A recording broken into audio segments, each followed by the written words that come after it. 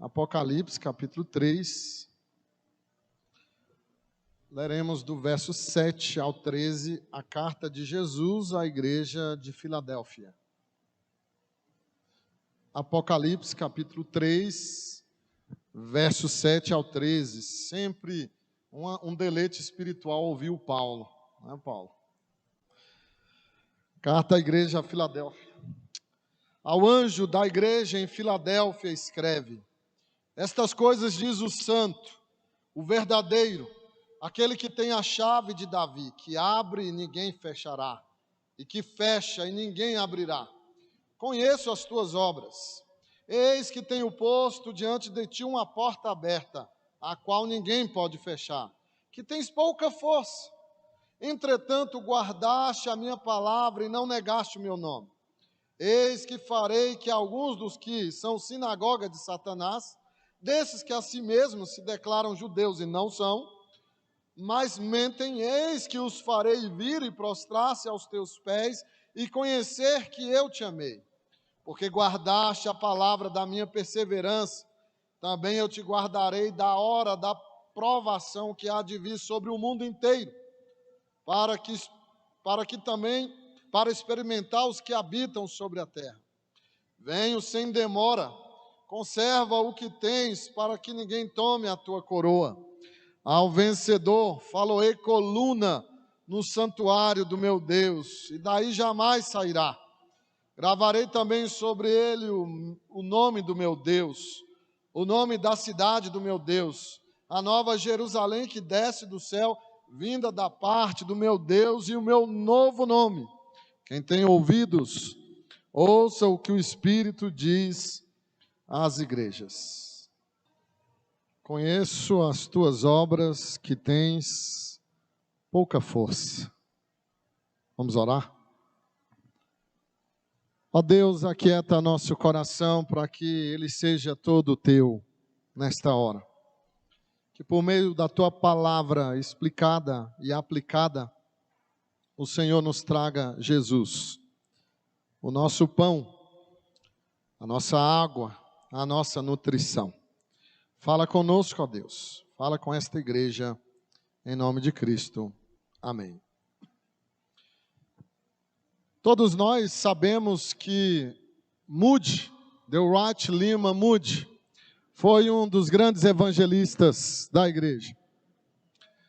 E conta-se que, certa feita, ele estava num congresso, pregando, e havia um homem que foi exclusivamente para conhecer Moody.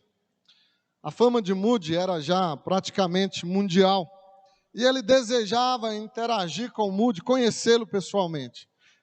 E depois que Moody pregou e foi conversar com algumas pessoas, este homem se aproximou do evangelista e disse: mas, senhor Moody, eu pensei que veria um homem alto, loiro, branco, bonito, e me encontro com um homem baixo, gordo e feio.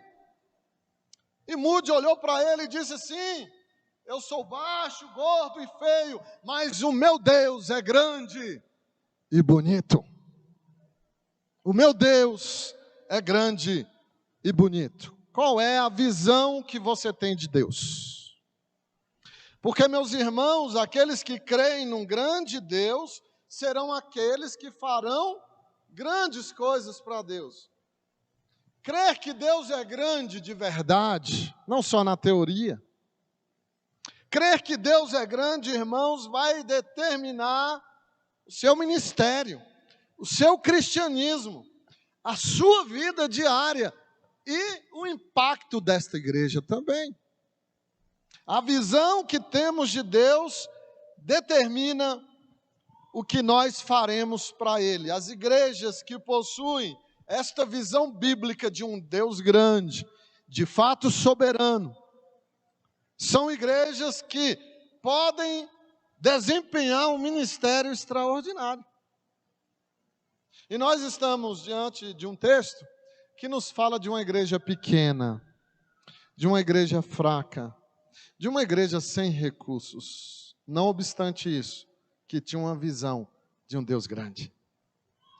A igreja Irmãos de Filadélfia estava na cidade de mesmo nome, e esta era uma das menores cidades da Ásia Menor.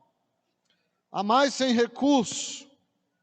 Mesmo assim, esta igreja desempenhava um grande ministério. E qual a razão? Eles criam num Deus grande. Eles estavam adequados a esta visão que a Escritura nos apresenta de Deus, como Isaías viu, sentado num alto e sublime trono. Um Deus grandioso, meus irmãos. E por isso esta igreja, composta de pessoas comuns, eles foram capazes de fazer coisas extraordinárias na igreja, na cidade de Filadélfia. Veja que Jesus atesta a fraqueza desta igreja. Jesus atesta o quanto era pequena. Verso 8, Jesus diz: eu conheço tuas obras. E depois de uma explicação de que havia posto uma porta aberta, ele diz que tens pouca força. A palavra força aqui em grego é a mesma para dinamite. Vocês não têm a dinamite do homem. Vocês não têm os recursos humanos. Vocês não têm membros que são celebridade. Vocês não têm ricos nesta igreja que possam de alguma forma manter o orçamento desta igreja. Vocês são uma igreja pequena, sem força, numa cidade igualmente insignificante. Mas o Senhor diz: eu coloquei uma porta aberta diante de vocês. Não obstante serem pequenos. E é mister que nos lembremos, irmãos, que no século I, quando da escrita de Apocalipse, já no final do século I, o Império Romano era composto de aproximadamente 6 milhões de escravos. E havia muitos cristãos que eram escravos. E eles compunham esta igreja, não eram membros ricos, não eram pessoas famosas da sociedade com influência política ou social. Era uma igreja de pobres. Era uma igreja com poucos membros. Mas, meus queridos irmãos, não somente isso atesta a igreja ser pequena e de parcos recursos. No ano 17 a.C., essa cidade de Filadélfia sofreu um grande terremoto, o que agravou a sua pobreza. Por isso, das 7 cidades, ela era a mais fraca, a mais pobre, sobretudo comparada a Éfeso, que era um grande polo industrial da época, e Esmirna. Então era uma cidade sem prosperidade, sem indústria e sem prestígio, e os seus membros também eram assim. Mas Jesus diz que essa igreja fez um ministério extraordinário de fidelidade. Eles viram a porta aberta que Deus abriu, e eles viram este tempo oportuno e desenvolveram um ministério grandioso, porque eles sabiam que Deus é o Deus grande. E Jesus então escreve essa igreja pequena, irmãos, essa igreja decrescente. Nesse sentido, todos nós devemos nos adequar a isso. Precisamos ser decrescentes. E à medida que formos decrescentes, Deus será crescente em nós. Importa que Ele cresça e que eu diminua. Nesse sentido, temos que ser pequenos. Bem pequenos, e quanto menor você for, Deus será maior em você. Jesus escreve essa igreja e se apresenta com credenciais que irão suprir as necessidades desta pequena igreja. Portanto, irmãos, o meu tema nesta noite, no ensejo de aniversário, é uma pequena igreja com um grande Deus. Uma pequena igreja com um grande Deus. E talvez você entrou aqui pequeno, sem recursos, você entrou aqui entendendo que a sua vida, ela não está no melhor momento, que você está com muita escassez em várias áreas da sua vida, mas eu quero animar o seu coração como seu pregador nesta noite, dizendo para você: olhe para o Senhor, porque Ele é grande, e Ele tem tudo aquilo que você precisa, o justo que você precisa. Ele não promete luxo, não promete supérfluos, mas o que você precisa, o Senhor tem. Sua família, seu casamento, sua vida. Esta igreja serve a um grande Deus. Uma pequena igreja com um grande Deus, em primeiro lugar, irmãos, tem Cristo. Uma pequena igreja com um grande Deus tem Cristo. Verso 7. Ao anjo da igreja em Filadélfia escreve, ao pastor da igreja escreve, o Senhor Jesus. Estas coisas diz o santo, o verdadeiro, aquele que tem a chave de Davi, que abre e ninguém fechará, e que fecha e ninguém abrirá. Jesus, como remetente da carta a esta igreja de Filadélfia, irmãos, ele se identifica de uma maneira muito apropriada ao momento, à situação desta igreja. Veja que esta declaração de Jesus, com esses adjetivos, esses atributos, fazem de Jesus singular, faz de Jesus algo único. Somente para esta igreja, irmão, Jesus se apresenta desta maneira, uma maneira diferente do que para as outras igrejas. Até então, a visão de Jesus das outras igrejas, fora crítica, fora uma visão de reprimenda, mas ao dirigir-se à igreja de Filadélfia, não há reprimenda, há somente elogios, há somente encorajamento a esta igreja. Jesus, meus queridos irmãos, se apresenta com 3 adjetivos que podem impactar não só a vida da igreja de Filadélfia, como a nossa vida. Ele diz que é santo, verdadeiro e soberano. Estas coisas diz o santo. Isso revela que Jesus, ele é separado da criação. Ele não é como nós. Ele é como nós, mas é também diferente de nós. Ele é separado, essa é a ideia. Ele é transcendente. Ele está acima dos céus, acima da terra. Ele está acima de nós, ele é exaltado. Capítulo 1 mostra esta visão glorificada de Cristo. É um Cristo sublime, cheio de glória, radiante em esplendor. Ele é inigualável, nada pode ser comparado com Jesus. Ele é incomparável. E a este Jesus que aquela igreja serviu, a este Jesus vocês têm servido há mais de 2 décadas. A SAF dessa igreja, há mais de 3 décadas. Jesus é santo, ele está além, ele é incomparável. Isso significa que nada, absolutamente nada, irá nos satisfazer realmente, senão Jesus. Mas ele diz também que é verdadeiro. Estas coisas diz o santo, o verdadeiro. Jesus é autêntico, ele não é uma imitação de Deus. Jesus é real, é confiável, você pode confiar nele. Aqui nos diz que a sua divindade é genuína, com esta palavra. Ele não é um ídolo, Jesus não é um talismã, Jesus, irmãos, não é um refrigério de domingo, ele não é Lexotan, não é terapeuta. Jesus, irmãos, ele é verdadeiro, genuíno, poderoso. Se de fato nós vivermos esta visão de Cristo, o Cristo confiável, será que temeríamos morrer? Temeríamos o vírus?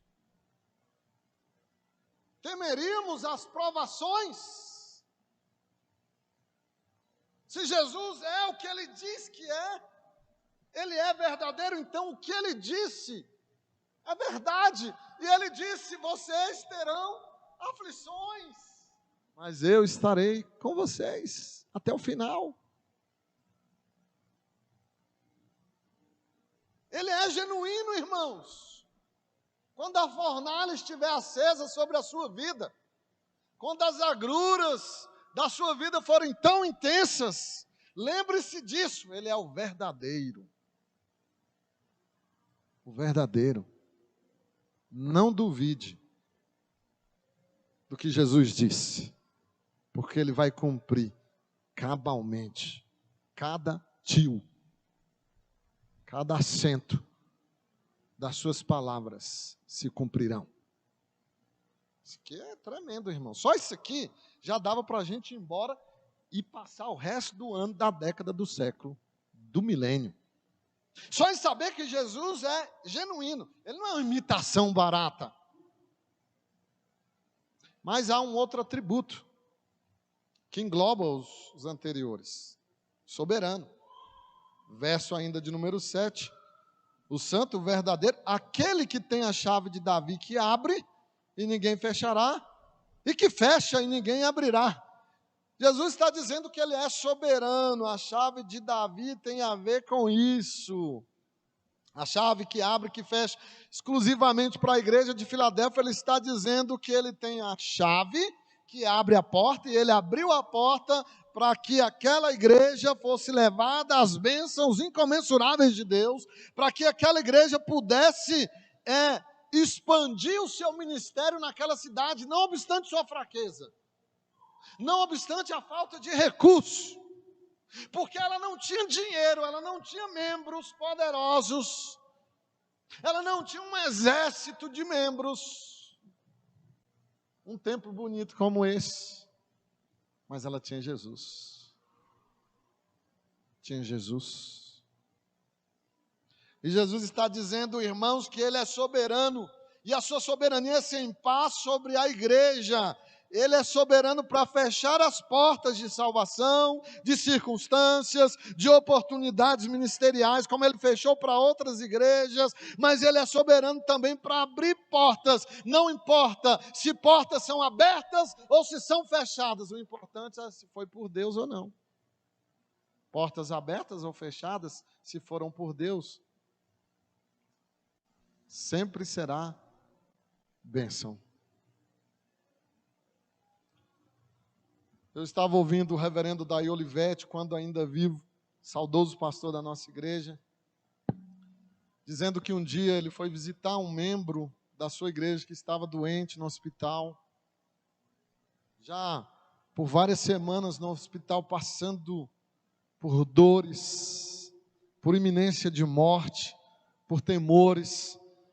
E o reverendo Odaí foi lá para visitá-lo, e chegou lá e aquele irmão começou a falar das suas dores, dos remédios, do tratamento, de quão difícil era tudo aquilo, das suas provações, das suas angústias, e ele falou tanto, irmãos, da sua dor, que no final o pastor Odaí, um homem muito sábio, muito sereno, e ele então olhou para aquele irmão acamado e disse assim: meu irmão, e Jesus? E ele olhou para o pastor, começou a chorar e disse: Jesus, é verdade, Jesus, eu me esqueci de Jesus, eu tenho Jesus, eu tenho tudo, não importa se não tenho saúde no momento, não importa se meu orçamento é pequeno, não importa se há escassez, não importa essa pandemia, não importa o que tenha acontecido, lamentamos o que tenha acontecido, mas Jesus é maior que tudo isso. E diante da nossa dor, das nossas perdas, irmãos, a glória de Jesus eclipsa tudo isso. E se não for assim, irmãos, você ainda não entendeu a Escritura e nem o quanto o seu Deus é grande. Ele é tão grande que aplaca a sua dor. Ele é tão grande que aplaca o seu luto. Ele é tão grande que aplaca as suas misérias. Ele é tão grande que mandou seu filho morrer na cruz para resolver o seu real problema e o pior problema, que é o pecado. Isso aí já está resolvido. Você parou para pensar que você não deve mais nada para a justiça de Deus? E que hoje Ele te olha e te vê um inocente? Porque a ira dele foi derramada no seu filho por você. O que importa não é se a igreja é grande ou pequena, mas quão grande é o seu Deus. Quão grande é o seu Deus. É melhor ser uma igreja pequena com um grande Deus do que ser uma igreja grande com um Deus pequeno, manipulável, que pode se barganhar. Pequenas igrejas, irmãos, se tornam grandes em seu ministério quando elas têm essa visão de um Deus santo, um Deus grande, que pode abrir portas. Uma igreja pequena com um grande Deus tem Cristo. Você tem Jesus? Ele te satisfaz? Ou no meio do turbilhão de dor, você perde de vista o Filho de Deus? Mas em segundo lugar, uma pequena igreja com um grande Deus tem virtudes. Ela não somente tem Cristo, mas ela tem virtudes. Verso 9, conheço as tuas obras. Eis que tenho posto diante de ti uma grande porta, uma porta aberta, a qual ninguém pode fechar. Que tens pouca força. Entretanto, guardaste a minha palavra e não negaste o meu nome. Muito poderia ser dito dessa pequena igreja. Mas o básico, irmãos, é que em muitos ângulos ela era uma grande igreja. Uma grande igreja. Jesus em nada censura esta igreja, como eu lhes falei. Ele elogia seus membros. Essa igreja é pequena, mas Cristo abre uma grande porta para ela. E Jesus destaca a fidelidade desta igreja a Ele, a Deus. Cristo está abrindo uma porta para expandir o ministério dessa igreja. E o que leva essas portas a se abrirem é justamente a fidelidade à vontade de Deus, nada mais e nada menos. Então, meus irmãos, a fidelidade é a chave que gira e abre essas portas da graça de Deus para um ministério grandioso que nós devemos realizar. E Jesus passa então a realçar as virtudes dessa igreja. E a primeira virtude que ele elenca é que ela era uma igreja de pequena força, que tens pouca força. Olha que interessante. É justamente isso aqui a virtude. A primeira virtude elencada de Cristo.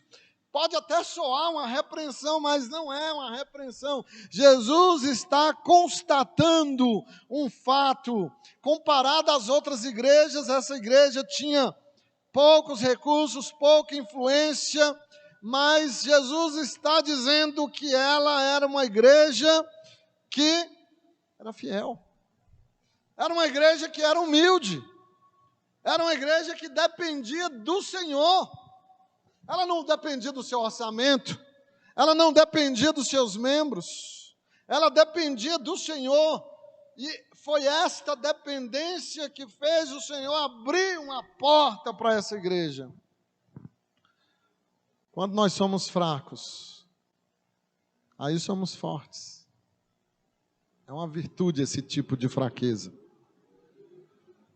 É uma virtude você não confiar em você, no seu coração. É uma virtude você não estribar na autoconfiança. É uma virtude diante de Cristo você saber que precisa dele constantemente, a cada segundo, a cada milésimo de segundo. É uma virtude saber que quando você desperta, você já foi encharcado pela misericórdia de Deus. Que você é nada, que você é pó, que você é pequeno. Mas Jesus elenca também a obediência. No verso 8, guardaste a minha palavra e não negaste o meu nome. Jesus elogia essa igreja porque eles eram submissos à palavra de Deus. Guardar aqui é que eles eram submissos, eles não se afastavam da palavra de Deus e estavam sob intensa perseguição. Não só externa do imperador, como também interna dos falsos mestres. Mas eles, irmãos, estavam aferrados à palavra de Deus. Muitas igrejas perderam a palavra de Deus como parâmetro. Se tornaram verdadeiras ONGs. Se tornaram centros de terapia. E os pastores se tornaram terapeutas e massageadores do ego. Mas não é o caso dessa igreja, uma igreja que era de fato governada pela Escritura, eles eram obedientes à palavra. Mas Jesus também diz que além deles serem pequenos, obedientes, eram ousados. Ousados. Olha a virtude dessa igreja, que Jesus elenca: não negaste o meu nome. Eles não se envergonhavam do evangelho. E não nos admira, irmãos, que Jesus tenha aberto grandes portas a esta pequena igreja, porque eles foram fiéis no pouco. E agora serão também no muito. No muito do que o Senhor fará com essa igreja. Eles eram ousados em testemunhar. E nós estamos num momento propício para testemunhar. O mundo está acovardado, está amedrontado com esta pandemia. E este mundo assim amedrontado precisa de uma igreja corajosa. Clama por uma igreja corajosa. A semana passada nós fizemos um trabalho evangelístico no hospital, uma tenda de oração, e a necessidade das pessoas é grande.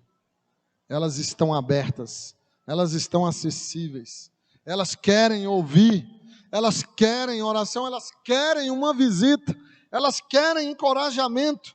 E Jesus, irmãos, Ele está mostrando isso a essa igreja. Eles eram ousados.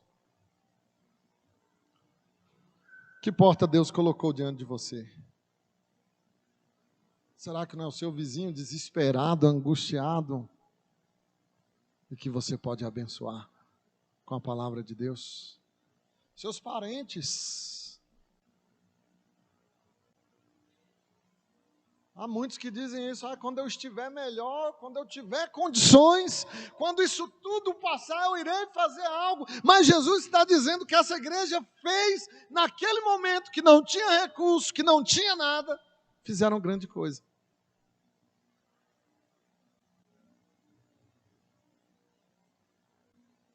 Não precisamos, irmãos, forçar alguma porta. A porta já está aberta. A porta certa está aberta diante de nós. Se você forçar uma porta, ela não é sua. Que oportunidade Deus tem lhe proporcionado a esta igreja? Vamos pensar nisso, irmãos.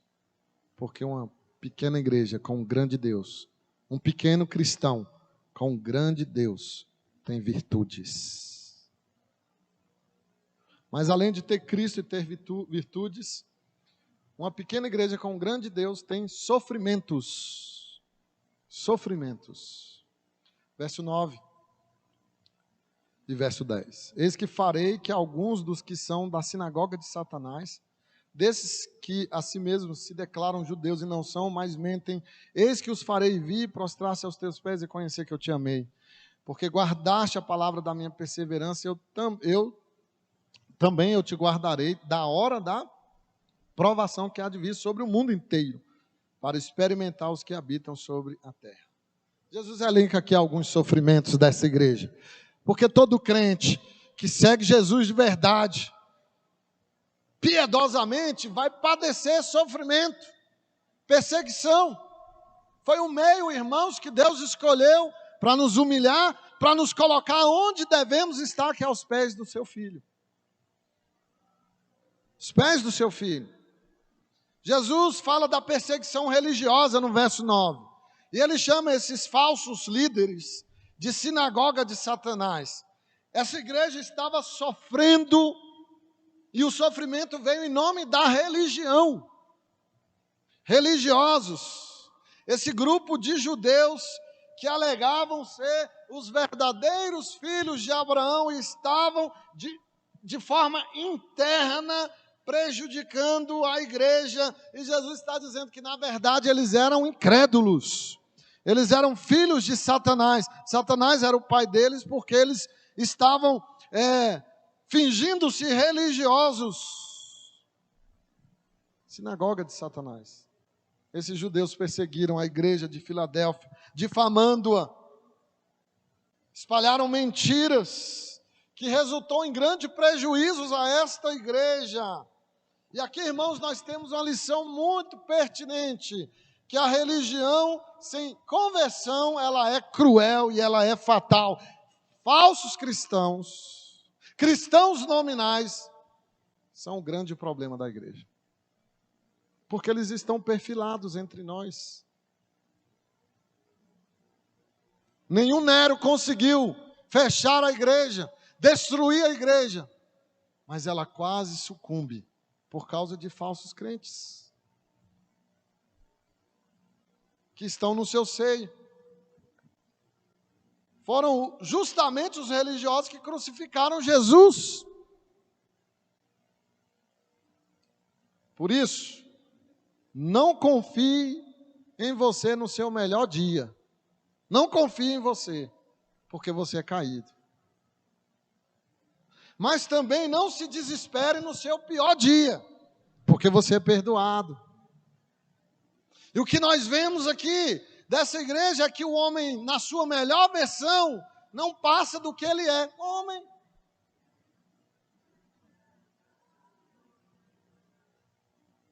E por isso aqueles falsos irmãos estavam infligindo sofrimento a esta igreja de Jesus. Um sofrimento interno. Mas Jesus menciona também a tribulação. No verso 10 Jesus diz: também eu te guardarei da hora da provação que há de vir sobre o mundo inteiro. Isso abrange a nós também.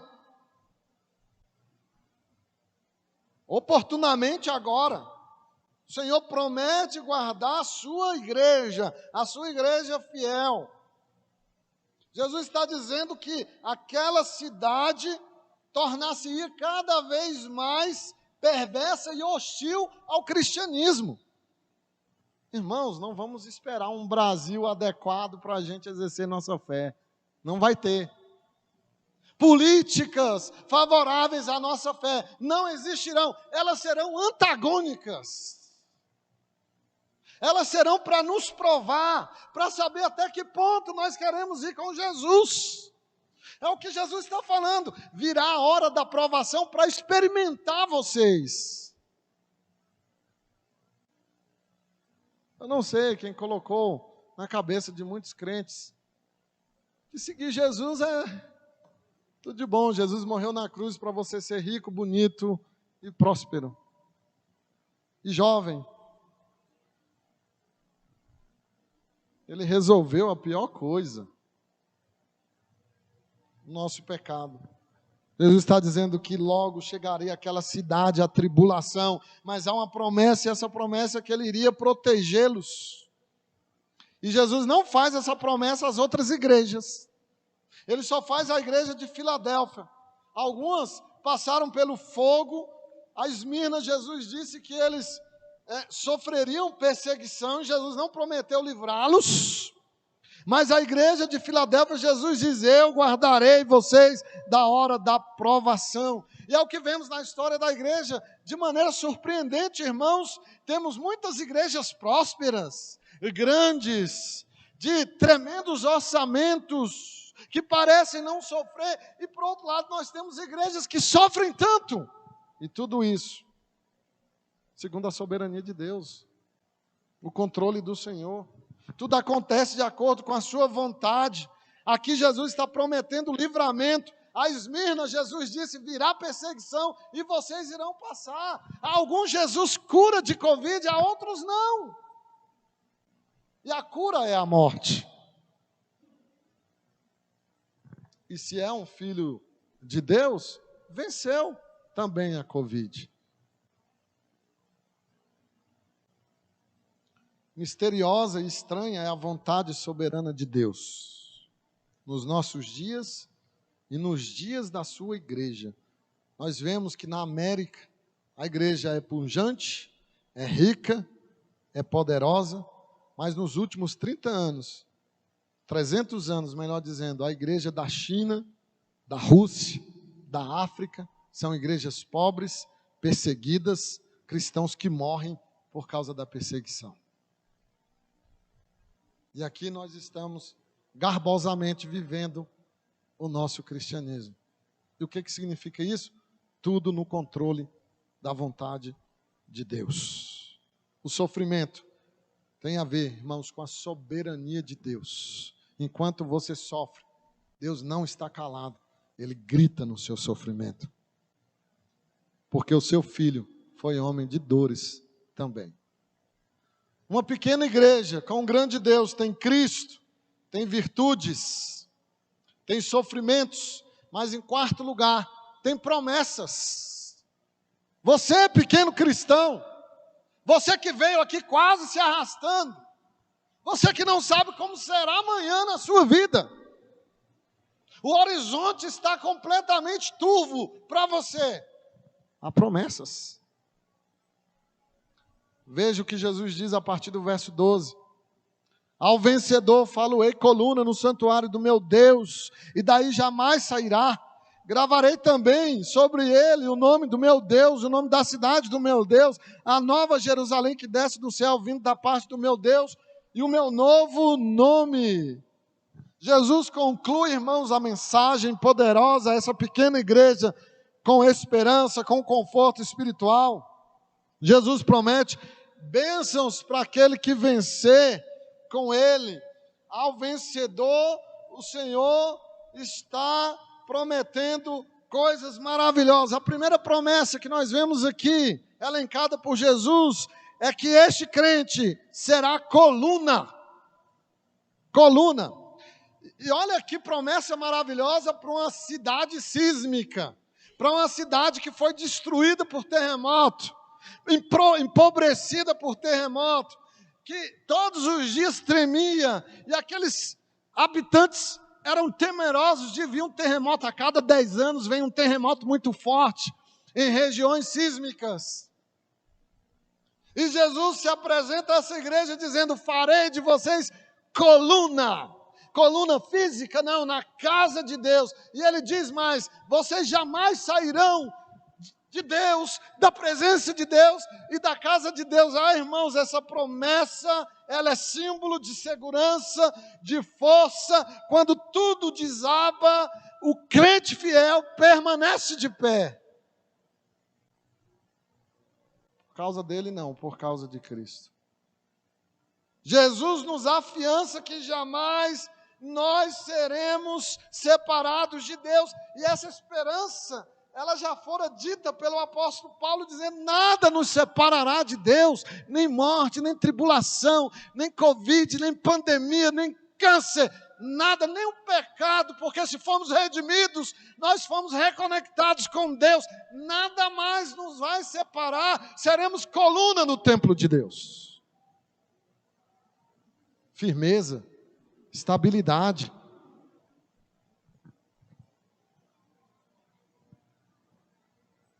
Não estou minimizando nenhuma dor e nenhum problema, irmãos, mas a fé é uma recusa ao desespero. A fé continua crendo quando não tem milagre. Que significado tem em ver milagre? Acabou a minha fé. Consegui o que eu queria. Não, a verdadeira fé continua com Deus. E a semelhança de Jó diz: ainda que o Senhor me mate, eu confiarei no Senhor. Eu sei que não está fácil. Mas aqui está uma promessa gloriosa de estabilidade emocional, espiritual. Você não precisa se desesperar, meu irmão. Ou então vamos rasgar isso aqui da Bíblia. Você é coluna em Cristo. Tem estabilidade nele. Pode soprar o vento. Não é assim que Jesus termina o maior sermão da história, o Sermão do Monte. Capítulo 7, Jesus termina dizendo: quem ouve as minhas palavras é como um homem que constrói a sua casa na rocha, e os ventos sopram, e ele não cai. Coluna. Imagina esse templo sem coluna. Caminhão passa ali e derruba tudo. Mas com coluna não. Mas além de ser coluna, Jesus também diz outra promessa a essa igreja: os 3 novos nomes que ele dará. No verso 12 ele fala: o nome do meu Deus, o nome da cidade do meu Deus e o meu novo nome. Isso aqui também é lindo, irmãos, porque naquele tempo escrever o nome era posse. Então, o escravo tinha o nome do seu dono. O boi tem o nome do seu dono. O que Jesus está falando com esses nomes aqui, que ele vai escrever, ele está dizendo que nós pertencemos a ele. Nenhum terremoto vai nos tirar dele. Nada vos arrebatará das minhas mãos. Você jamais será quebrado.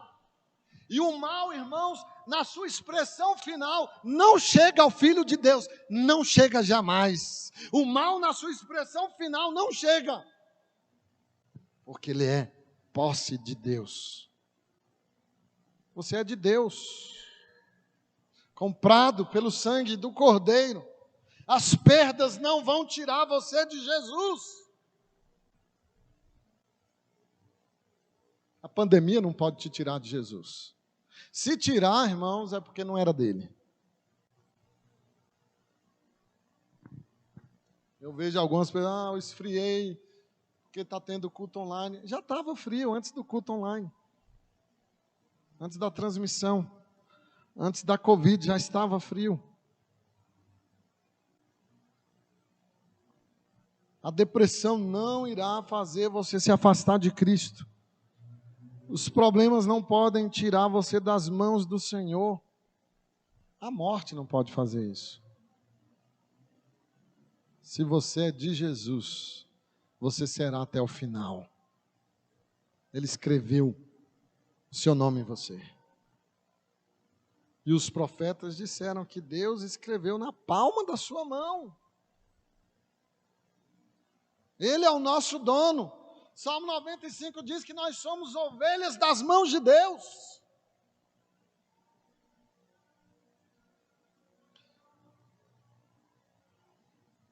Então vamos nos alentar com essas promessas de Cristo. Abra seu coração e confie nisso. Não rejeite essa verdade para o seu bem. Jesus termina, irmãos, essa mensagem pertinente à igreja de Filadélfia e a nós, com alerta final. Verso 13. Quem tem ouvidos, ouça o que o Espírito diz à igreja. Nós somos exortados aqui a prestar atenção a essas palavras de Cristo. O que o Espírito está dizendo? O Espírito está dizendo que nenhuma igreja é limitada por seu tamanho. Nenhum membro de igreja, nenhum presbiteriano tem o direito de dizer: minha igreja é pequena, minha igreja não tem dinheiro, não vamos fazer nada. Nenhuma igreja é limitada por seu tamanho. Nós somos limitados pela visão que temos de Deus. Crer num Deus grande abre grandes portas, não importa quão pequena seja a igreja. Irmão, se Deus for realmente grande em você, seus problemas não serão grandes o suficiente para te fazerem sucumbir.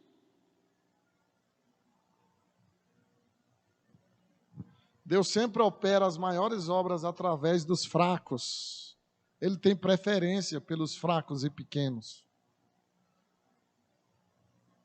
Quem sabe que não é nada, mas ele não tem preferência por religiosos, que acham que são alguma coisa, como esses que eram sinagoga de Satanás e que estavam infiltrados nessa igreja, baseados nos seus méritos.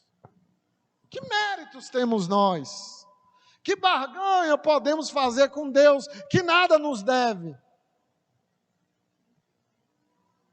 Por que você está lambendo suas feridas e pensando: por que isso aconteceu comigo? Quem disse para você que isso não deveria acontecer com você? Você se acha melhor que todo mundo, que os irmãos da Escritura que passaram por isso tudo, que o próprio Filho de Deus? Baixa a bolinha, desinfla, que o que a Escritura diz que você é pó. E se você quer ser bem menor ainda, faça como Davi: eu sou o vermezinho de Jacó. Aí, as portas começam a se abrir. E você vai deixar de lamber suas feridas e perpetuar suas dores. Porque você vai parar de olhar para você mesmo, para os seus supostos méritos, e ver um grande Deus. A questão é se Deus de fato é grande na sua vida. E eu termino com a história de um operário que se aproximou de uns homens que estavam fazendo uma construção, os pedreiros, e perguntou: o que vocês estão fazendo? Perguntou para um. Ele disse: você não está vendo que eu estou assentando um tijolo? E foi para o outro: o que você está fazendo? Ele disse: eu estou fazendo uma igrejinha aqui. E foi para o terceiro e perguntou: o que você está fazendo? O maior projeto da minha vida. Eu estou construindo a casa de Deus, o lugar onde Deus será adorado. Que privilégio que eu estou tendo. Os três estavam fazendo a mesma coisa, mas a visão era diferente. Os dois primeiros, eles só tinham uma moldura. Mas o terceiro, irmãos, ele não tinha moldura. O terceiro, ele tinha a paisagem completa, o quadro completo. Deus é grande para você? Se Ele for grande, significa que você tem Cristo, você tem virtudes, você tem sofrimentos, mas você tem promessas. Quanto mais você decrescer, mais Cristo vai crescer. Que Deus abençoe sua vida. Vamos orar. Obrigado, Senhor, por tua palavra rica e pertinente à nossa vida e à igreja. Obrigado pela igreja de Filadélfia, que mesmo pequena, sem expressão, serviu a um grande Deus. Que sejamos nós assim também. Por Cristo, o nosso Senhor. Amém e amém. Obrigado, irmãos.